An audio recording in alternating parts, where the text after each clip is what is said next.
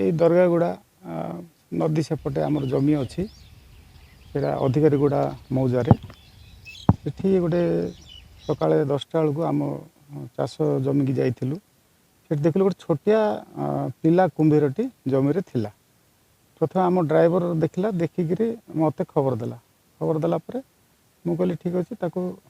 ନେଇକି ଆସ ବୋଲି କହିଲି ସେ ଜମିରୁ ଏଇ ଆମର ଏଇପଟେ ଗୋଟେ ଆଉ ଗୋଟେ ଜମି ରାସ୍ତା ଜମି ପାଖକୁ ନେଇ ଆସିଲେ ସେତିକି ଭିତରେ ମୁଁ ଆର୍ଆଇ ଉମରକୋଟଙ୍କୁ କହିଲି ଯେ ଏମିତି ଏମିତି ଆମର ଜମିରେ ଗୋଟେ ଛୋଟିଆ କୁମ୍ଭୀର ଛୁଆ ଗୋଟେ ମିଳିଛି ଆର୍ଆଇ ବନ ବିଭାଗକୁ ଖବର ଦେଲେ ବନ ବିଭାଗ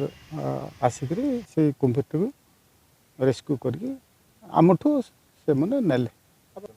ଆମେ ପ୍ରଥମ ଥର ଦେଖୁଛୁ ଆମେ କେବେ ଦେଖିନୁ ଜମିରେ ଏମିତି କୁମ୍ଭୀର କି ନଦୀରେ ବି ଦେଖିନୁ କୁମ୍ଭୀର କେବେ ମା ଏଇ ପାଖାପାଖି କେଉଁଠି ଥାଇପାରେ ତ ଏମିତି ଶୁଣିବାକୁ ପାଉଛି ଯେ ଗୋଟେ କୁମ୍ଭୀର ଛୁଆ ଦେଲେ 50-60 ବି ଛୁଆ ଦିଅନ୍ତି ବୋଲିକିରି କହୁଛନ୍ତି କିନ୍ତୁ ତା ମା ନିଶ୍ଚୟ ଏଇ ପାଖାପାଖି କେଉଁଠି ଥାଇପାରେ କହିହେବନି ଡ୍ୟାମ୍ରେ ବି ଥାଇପାରେ ଡ୍ୟାମ୍ରେ ଥାଇପାରେ ଇଏ ନଦୀ ଏଇଟା ତ ନଦୀ ପୁରା ଡ୍ୟାମ୍କୁ ଲାଗିଛି ପ୍ଲସ୍ ଏପଟେ ସେପଟେ କେନାଲ ବି ଡ୍ୟାମ୍କୁ ଲାଗିଛି ନିଶ୍ଚୟ ଭୟ ଲାଗୁଛି ଦେଖିଲା ପରେ ତ ବହୁତ ଭୟ ଲାଗୁଛି ତା ମା ଏଇ ଛୋଟ ଛୁଆଟାକୁ ତ ଦେଖିଲେ ଏଇ ଛୋଟ ଛୁଆଟା ତ ବହୁତ ହିଂସ୍ର ତା ମା କେତେ ହିଂସ୍ର ଆପଣ ତ ଜାଣିଛନ୍ତି କୁମ୍ଭୀର କେମିତି ମଣିଷକୁ କ୍ଷତି करे अटैक करे फॉरेस्ट डिपार्टमेंट गोटे छोट अगर क्रोकोडाइल को रेस्क्यू करके आम पाखु नहीं आसिले आम तार डिटेल एग्जामिनेशन पर जना पड़ा कि तार लेंथ 28 सेंटीमीटर हम